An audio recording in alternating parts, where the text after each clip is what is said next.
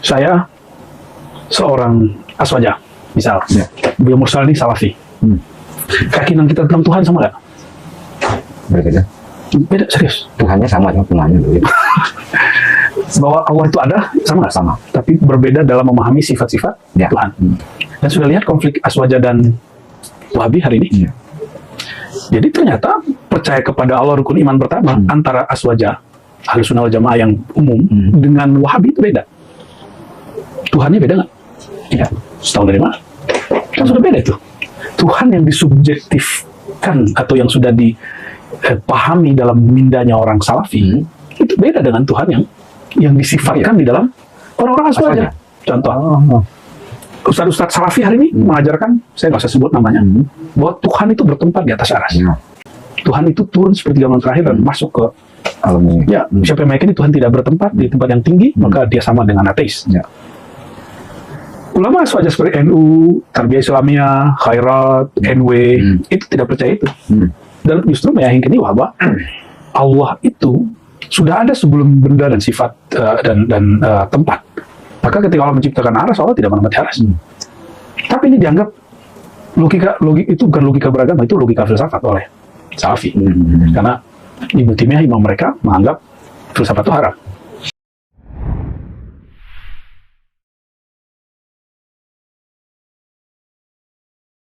Akidah Salafi yang mengatakan Allah di atas langit, kita bandingkan dengan akidah Jahmiyah yang mengatakan Allah di mana-mana. Akidah Asy'ariyah Mutaakhirin atau Mu'tazilah dan Mu'tazilah yang mengatakan Allah tidak di atas, tidak juga di bawah, tidak boleh ditunjuk. Akidah Wahdatul Wujud yang mengatakan Allah bersatu dengan makhluknya. Kita akan mengkomparasi secara argumentasi, ditinjau dari sisi dalil, kemudian ditinjau siapa pendahulunya, bagaimana sesuai dengan logika atau tidak, dan bagaimana sesuai dengan fitrah manusia atau tidak. Kita mulai dari akidah Salafi.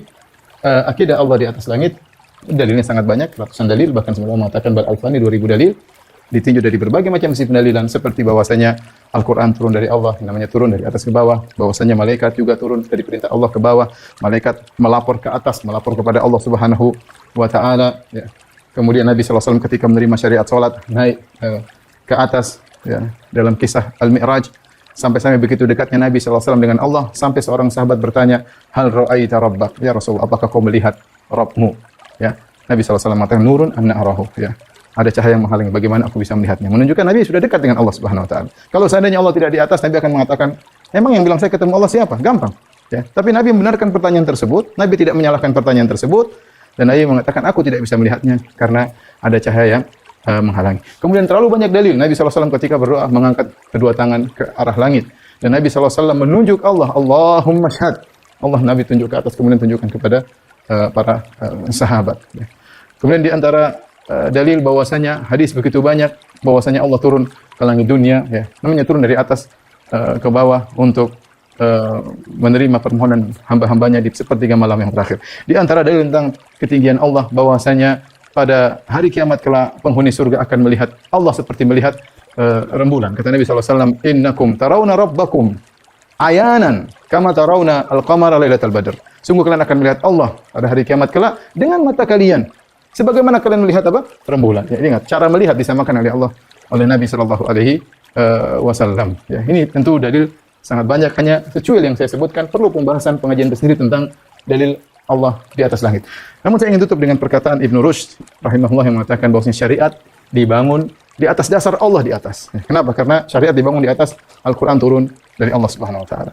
Amalan naik kepada Allah Subhanahu Wa Taala. Nabi menerima syariat, salat di atas. Kemudian malaikat melapor kepada Allah Subhanahu wa Ta'ala, berdoa kepada Allah Subhanahu dengan ke atas. Jika semua ini ternyata tidak benar, hanyalah kiasan, hanyalah majas, hanyalah dongeng belaka, kenapa Nabi tidak pernah beri isyarat meskipun sekali? Apakah dengan ratusan dalil seperti Nabi ternyata sedang menipu umatnya? Bahkan Nabi mengarahkan tangan ke langit, bahkan Nabi menunjuk dari langit ke bawah. Tentu seorang hendaknya berpikir tentang hal ini. Baik, kita berbicara tentang pendahulu akidah Allah di atas langit. Tentunya Nabi SAW dengan ratusan dalilnya, para sahabat, para tabi'in, para ulama salaf. Adapun siapa pendahulu salafi yang mengatakan Allah di atas langit? Namanya juga akidah salaf. Akidah salaf itu akidah yang disebahkan kepada salaf, dan ini adalah nama yang istimewa. Oleh karena tidak semua orang berani menisbahkan dirinya dengan berakidah salaf, karena ada konsekuensinya. Ya. kita mengatakan akidah salaf, kita punya konsekuensi. Harus kita buktikan bahwasanya akidah yang kita sedang junjung tinggi adalah akidah para salaf. Di depan saya banyak sekali buku, sebenarnya buku saya masih sedikit ya. Ini semua buku-buku, semuanya ditulis sebelum Ibnu Taimiyah rahimahullahu taala dari abad ketiga sampai abad kelima ya. Semuanya menjelaskan tentang bahwasanya Allah di langit. Saya tidak ada waktu, suatu saat saya akan bacakan satu persatu. Tapi yang pertama adalah Kitabus Sunnah karya Ibnu Abi Asim yang wafat pada tahun 287 Hijriah. Kemudian juga Kitabus Sunnah Warad al-Jahmiyah karya Abu Abdurrahman Abdullah bin Imam Ahmad bin Hanbal, putranya Ahmad bin Hanbal yang wafat pada tahun 290 Hijriah, yang dia menukil perkataan Imam Ahmad tentang Allah di atas. Kemudian Ibnu Khuzaimah, seorang ulama Syafi'iyah ya, yang wafat pada tahun 311 Hijriah, juga dalam kitabnya Kitabut Tauhid ya, juga menjelaskan Allah di atas. Kemudian ini ada manzumah kumpulan para ulama ya sampai abad sekitar abad sampai abad ke-8 ya, yang menjelaskan tentang akidah Ahlussunnah, di antaranya menukil tentang Allah di atas, di antaranya karya Ibn Abi Daud dalam Ha'iyahnya. Kemudian juga kitab ditulis oleh Abu Bakar Al-Ajurri yang wafat pada 360 Hijriah dalam kitab Syariah. Dia juga membuat bab tentang bahwasanya Allah di atas. Kita tidak ada waktu untuk membacanya ya. Kemudian Al-Ibanah ya, karya Ibnu Battah Al-Ubkuri yang wafat pada tahun 387 Hijriah. Ini juga menjelaskan tentang Allah di atas. Kemudian kitab Ushulus Sunnah ya, karya Ibnu Abi Zamainain yang wafat pada tahun 399 Hijriah, yang juga dalam bab sini menjelaskan Allah di atas. Kemudian Al-Lalikai ya, dalam kitabnya Syarah Usul I'tiqad Ahlussunnah wal Jamaah yang wafat pada tahun 418 Hijriah, yang juga menukil 418 Hijriah, yang juga menukil ulama salaf, di antaranya mereka menukil tentang ijma bahwasanya Allah di atas. Kemudian yang terakhir yang sempat ada di maktabah saya, tentunya buku masih banyak ya. Ini sebagian saja. Aqidatus Salaf Ashabil Hadis, ya, akidahnya para salaf dan ashabul hadis, karya As-Sabuni yang wafat pada tahun 449 Hijriah. Di sini juga menukil ijma bahwasanya Allah berada di atas. Kemudian juga saya nukil dalam risalah saya, ya, risalah tesis magister yang sudah diterjemahkan, insyaallah diterbitkan, tentang penukilan ijma bahwasanya Allah di atas. Di antara yang menukil ijma bahwasanya Allah di atas adalah Al-Auza'i. Jadi bukan cuma para ulama yang mengatakan Allah di atas, bahkan mereka menukil ijma. Yang menukil ijma juga banyak, di antaranya Al-Auza'i yang wafat pada 157 Hijriah. Kemudian juga Ali bin Al-Madini menukil ijma yang wafat pada tahun 234 Hijriah. Kemudian Qutaibah bin Sa'id yang wafat pada tahun 240 Hijriah juga menukil ijma. Kemudian Abu Zur'a Ar-Razi yang wafat pada tahun 264 Hijriah. Lihat, ini abad ketiga. Juga menukil ijma Allah di atas. Ijma ulama, sepakat ulama Allah di atas. Ibnu Qutaibah yang juga wafat pada tahun 276 Hijriah, dia juga menukil tentang ijma tentang Allah di atas. Abu Hatim Ar-Razi ya, wafat 277 Hijriah, juga menukil ijma bahwasanya Allah di atas. Utsman bin Said Ad-Darimi wafat 280 Hijriah, juga menukil ijma. Zakaria As-Saji wafat 307 Hijriah, juga menukil ijma ulama bahwasanya Allah berada di atas. Ibnu Khuzaimah tadi sudah kita bawakan bukunya, 311 Hijriah, juga menukil ijma.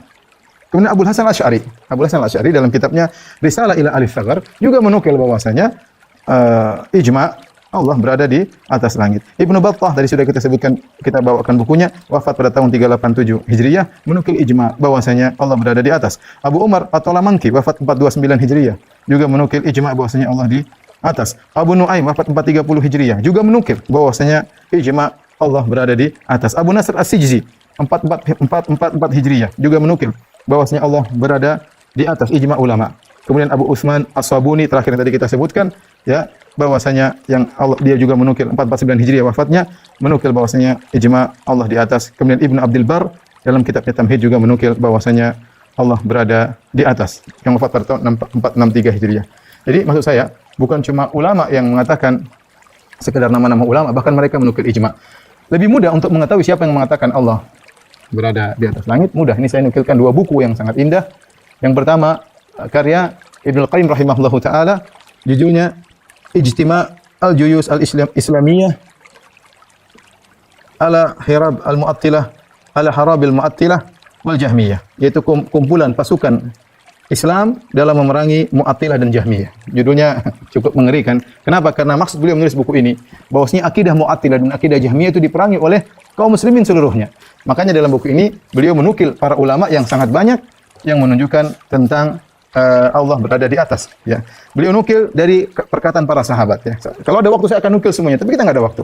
Abu Bakar As-Siddiq, kemudian Umar bin Khattab, kemudian Abdullah bin Rawahah radhiyallahu anhum, Abdullah bin Mas'ud radhiyallahu anhu, Abdullah bin Abbas radhiyallahu anhuma, Aisyah radhiyallahu taala anha, Zainab bintu Jahsyin radhiyallahu taala anha, Abu Umamah radhiyallahu anhu. Ya. Kemudian juga beliau nukil perkataan tabi'in, perkataan Masruq, Ikrimah, Qatadah, Sulaiman At-Taimi, Ka'ab Al-Ahbar, perkataan Muqatil, Ad-Dhahhak. Ya. Kemudian Hasan Al-Basri, Malik bin Dinar. Kemudian Rabi'ah bin Abdurrahman, Rabi'ah bin Abi Abdurrahman, gurunya Malik bin Anas. Kemudian Abdullah bin Qawwa. Kemudian beliau menukil juga perkataan tabi'ut tabi'in. Ya, seperti Ibnu Mubarak, Al-Auza'i, Hamad bin Zaid, Sufyan Ats-Tsauri, kemudian Wahab bin Jarir dan ulama-ulama yang lainnya. Jadi tadi Ibnu Qayyim menyebutkan 9 nama sahabat, kemudian tabi'in ada 12 tabi'in dan tabi'ut tabi'in ada sekitar 5 tabi'ut tabi'in. Ya. Ibnu Qayyim perlu kita lanjutkan lagi dengan buku yang kedua, karya Al-Imam Az-Zahabi, ulama besar mazhab Syafi'i, ma'ruf ahli hadis.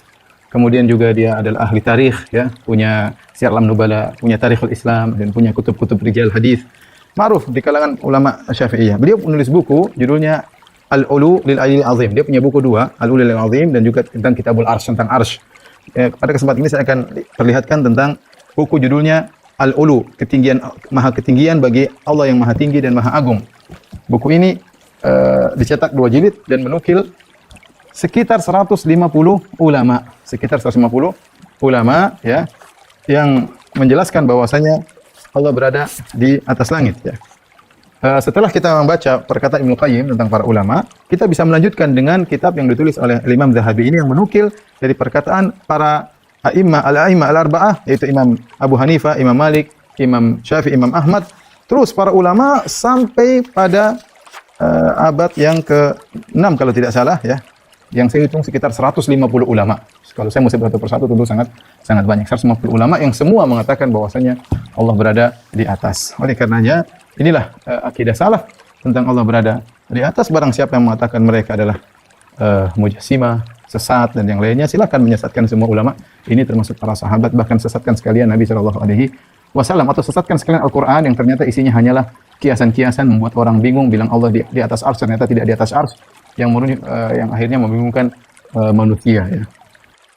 Secara logika, pendapat bahwasanya Allah di atas langit sangat logis, ya. Kenapa? Karena kita tahu Allah Maha Besar, langit kecil, alam semesta kecil, dan mereka semua alam semesta dalam genggaman Allah Subhanahu wa taala. Banyak orang ketika menolak Allah di atas langit, mereka menyangka bahwasanya Allah membutuhkan tempat. Ini logika yang salah, ya. Kecuali kalau Allah kecil, makhluk besar sehingga langit luas, Allah kecil, itu baru mungkin kita bilang Allah butuh langit. Sementara langit dipegang oleh Allah Subhanahu wa taala, ya. Allah Subhanahu wa taala berfirman, "Innallaha yumsiku samawati wal ardu an tazula."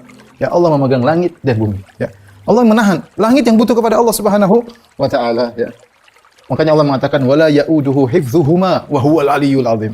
Sungguhnya langit dan bumi, ya, tidak memberatkan Allah untuk menjaga langit dan bumi, dan Allah Maha tinggi dan Maha agung, ya. Baik, kita masuk pada Jahmiyah yang mengatakan Allah di mana-mana. Apakah mereka punya dalil? Mereka punya dalil, tapi mereka salah paham seperti firman Allah, wa huwa ma'akum ainama kuntum, atau wa huwa ma'ahum ainama kanu. Allah bersama kalian dimanapun kalian berada. Allah bersama mereka dimanapun mereka berada. Ini semua ayat kalau kita perhatikan Allah berbicara tentang sifatul ilm. Alam tara anna Allah ya'lamu ma fis samawati ma fil ard ma yakunu min najwa thalathatin illa huwa rabi'uhum wala khamsatin illa huwa sadisuhum wala adna min dhalika wala akthara illa huwa ma'ahum aina ma kanu. Ya. Tsumma yunabbihum bima amilu yaumal qiyamah. Innallaha bikulli syai'in alim, ya. Allah mengatakan dalam ayat ini, tidakkah kau lihat bahwasanya Allah Maha mengetahui semua yang di langit dan di bumi. Tidak ada 3 orang berbicara-bicara, berbisik-bisik kecuali Allah yang keempat. Tidak ada 5 yang berbisik-bisik kecuali Allah yang keenam. Tidak lebih sedikit, tidak lebih banyak kecuali Allah bersama mereka dimanapun mereka berada. Kemudian Allah akan mengabarkan atas perbuatan mereka pada hari kiamat. Innallaha bikulli syai'in alim. Sungguhnya Allah Maha mengetahui segala sesuatu. Lihat ayat ini, kata Imam Ahmad, Allah buka dengan sifat ilmu dan Allah tutup dengan sifat ilmu. Jadi maksudnya di mana-mana adalah ilmu Allah. Ya, ilmu Allah, bukan zatnya, ya. Demikian juga mereka bilang firman Allah, wa huwallahu fis sama'i ilahun fil ardi ilahun wa huwa hakimun alim. Dialah Allah di langit, dia Allah di bumi, yang padahal di sini yang maksudnya huwallahu fis sama'i ilahun. Dialah Allah di langit disembah, wa fil ardi ilahun, dan Allah juga di bumi disembah, dan dia hakimun alim, ya. Jadi bukan maksudnya Allah di langit sekaligus di bumi dan di mana-mana. Ini butuh kepada tafsir para salaf. Siapa salaf mereka, salafnya adalah Jahm bin Safwan. Sebagaimana dibantah oleh Imam Ahmad, dibantah oleh para ulama bahwasanya yang mengatakan Allah di mana-mana, di antaranya adalah pendapat Jahmiyah. Pendapat Jahmiyah. Terus, apakah logis? Sangat tidak logis. Ya. Kalau Allah di mana-mana, berarti Allah di tempat sampah, Allah di neraka, Allah di mulut babi, Allah di toilet, ya. Sebut di mana-mana, ya. Allah di rumah saya, Allah di rumah kamu, Allah dalam kulkas, di mana-mana. Kelaziman daripada Allah di mana-mana seperti ini. Dan di antara kita tahu batilnya suatu pendapat adalah dengan menunjukkan kelazimannya. Jika kelazimannya batil, maka menunjukkan pendapat tersebut adalah batil. Baik. Kita berpindah pada pendapat berikutnya, Asy'ariyah mutaakhirin dan juga Mu'tazilah. Kenapa saya bilang Asy'ariyah belakangan? Karena Asy'ariyah mutaqaddimun, Asy'ariyah terdahulu, mereka menetapkan Allah di atas seperti Al-Baihaqi, Al-Baqillani, Ibnu Fawraq, ya, Abu Hasan Al-Asy'ari, pendirinya sendiri, ya. Mereka meyakini Allah di atas. Ini datang orang belakangan. Yang mulai dari Razi, ya, dan seterusnya, yang diikuti oleh sebagian ustaz-ustaz kita di zaman sekarang ini, mereka mengikuti Asy'ariyah mutaakhirin. Dan ini pendapat Mu'tazilah. Apa? Kata mereka Allah tidak di atas, tidak juga di bawah, tidak boleh ditunjuk. Ya. Baik. Siapa salafnya? Kita ingin tahu. Nah, siapakah pendahulu orang-orang yang menolak Allah berada di atas langit? Ini mengingatkan saya terhadap Imam Syarikh bin Abdullah yang wafat pada tahun 177 Hijriah.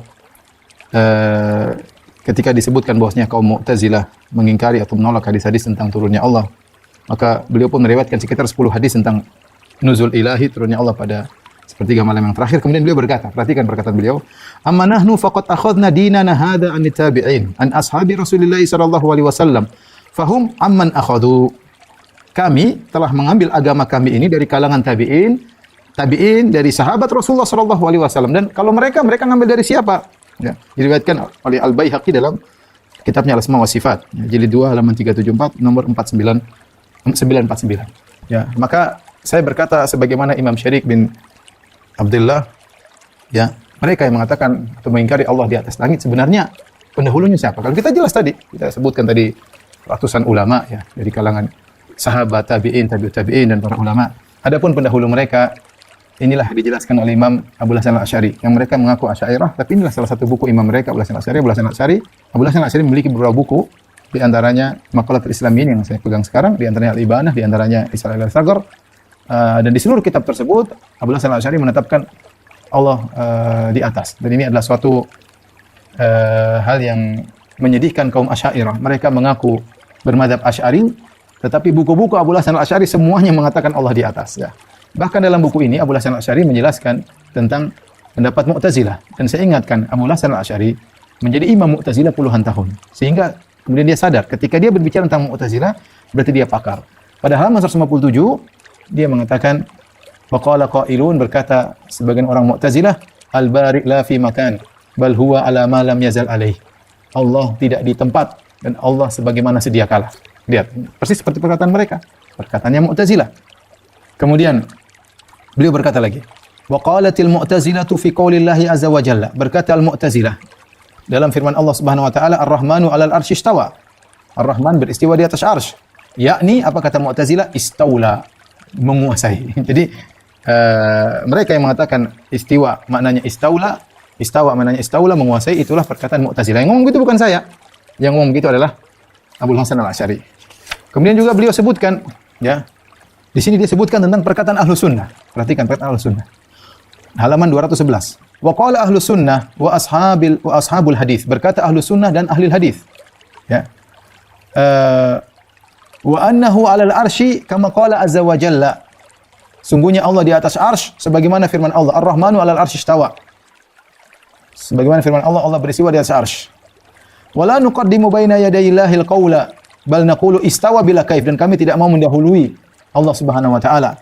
Bahkan kami berkata istawa bila kaif. Allah beristiwa tanpa tahu bagaimananya. Jelas. Ini perkataan Ahlus Sunnah wal Jamaah.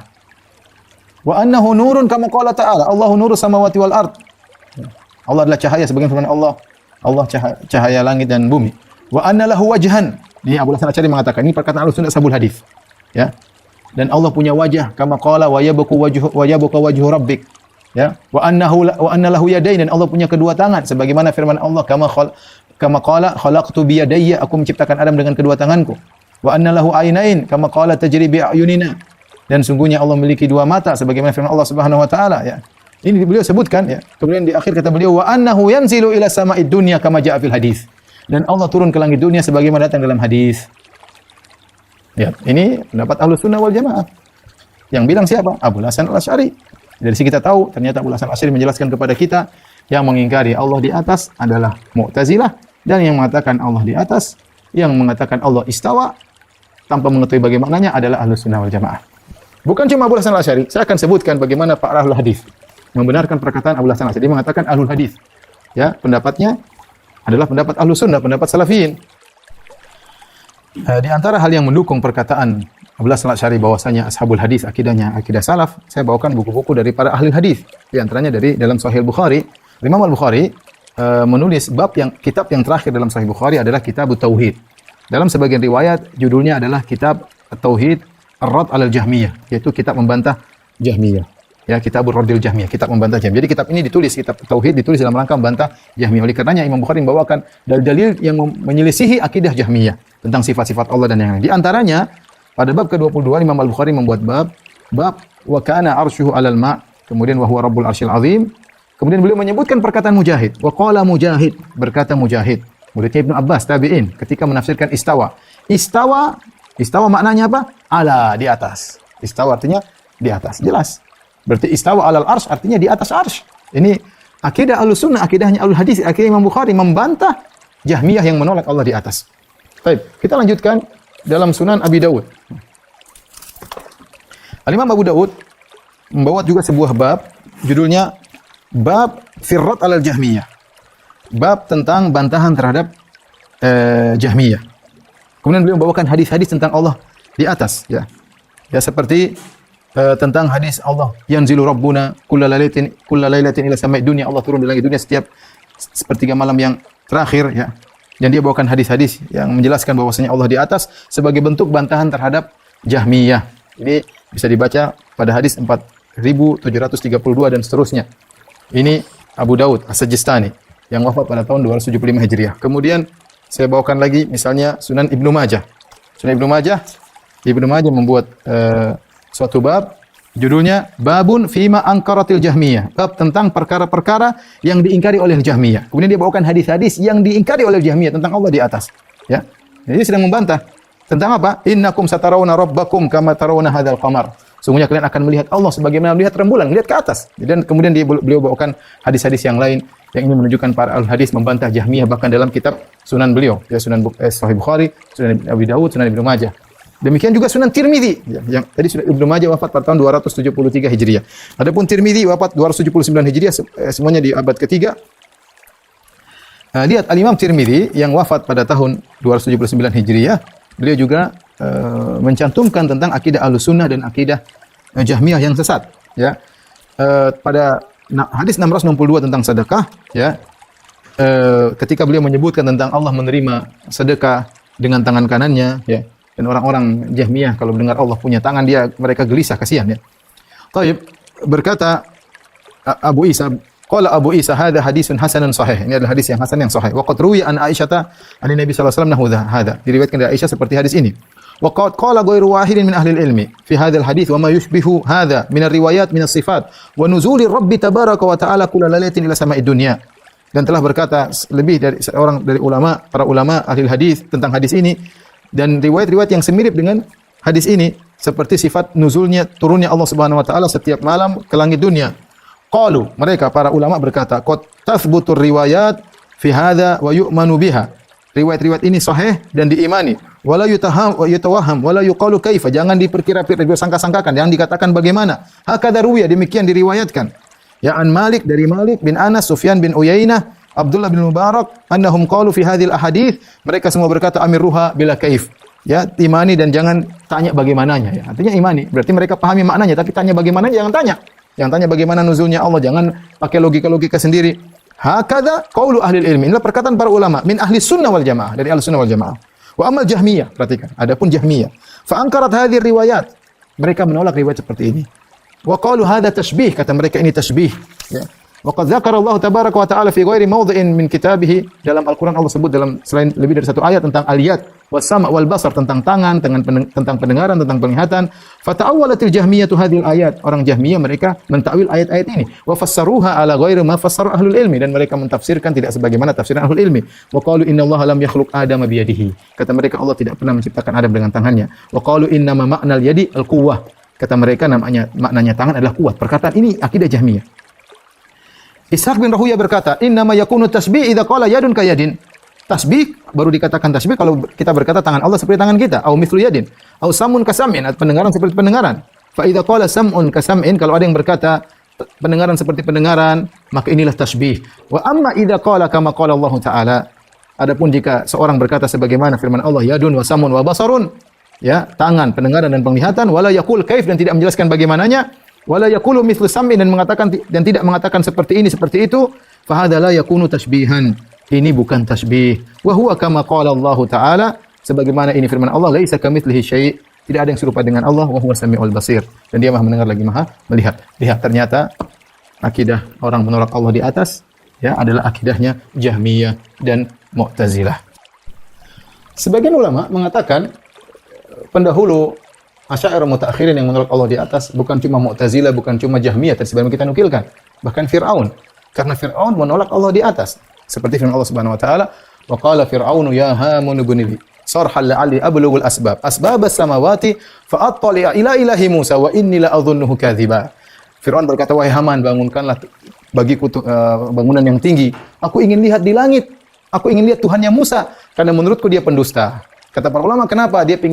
Karena dia dengar Musa mengatakan Tuhannya di atas, maka dia ingin cek ada sih enggak Tuhannya Musa. Dan dia mendustakan Musa. Oleh karenanya siapa yang mengatakan Allah di atas, dia pengikut Nabi Musa, dan yang menolak Allah di atas adalah pengikut Fir'aun dalam hal ini, ya. Dalam ini yang mengatakan sebagian ulama seperti Ibnu Qayyim rahimahullahu taala. Tapi kita bicara logika, bagaimana dengan logika ini? Baik, mereka mengatakan Allah tidak di atas, juga tidak di bawah, tidak boleh ditunjuk. Pertanyaan kita, apa bedanya Allah dengan tidak ada? Bedakan Allah dengan tidak ada. Sesuatu yang tidak ada, tidak di atas, tidak di bawah, tidak di samping, tidak bisa ditunjuk. Apa bedanya yang tidak ada? Berarti menyamakan Allah dengan tidak ada. Kemudian ini juga sangat tidak logis karena mengumpulkan dua hal yang kontradiksi. Kita bilang, kalau Allah tidak di atas, tidak di bawah. Ya. Ya. Seperti itu, ya. Bagaimana Anda mengumpul kontradiksi? Allah di luar alam atau dalam alam? Pertanyaan kita. Kalau kamu bilang Allah tidak di dalam alam, tidak di luar alam, berarti Allah tidak ada. Ya. Allah tidak ada. Bagaimana menggabungkan dua hal yang kontradiksi? Itu cuma ada dua kemungkinan. Allah di luar alam atau Allah dalam alam semesta. Kalau mengatakan Allah tidak di luar dan juga tidak di dalam, ya. Allah tidak di atas juga tidak di bawah, ya. Allah tidak di mana-mana, ini menggabungkan dua hal yang kontradiktif, justru lebih tidak logis, ya, pendapat seperti ini. Baik, yang terakhir wahdatul wujud. Allah bersatu dengan makhluknya. Mereka punya dalil juga, namun dalil tapi dengan ayat mutasyabihat. Firman Allah, "Wa ma ramaita idz ramaita walakinnallaha rama." Dalam surat Al-Anfal, tidaklah kau melempar wahai Muhammad ketika kau melempar kecuali Allah yang melempar. Kata mereka, berarti Allah ya Muhammad, Muhammad ya Allah. Padahal maksud ayat ini kata para ulama, tidaklah kau melempar wahai Muhammad, ya. Ketika kau melempar, artinya kau tidak menyampaikan lemparanmu.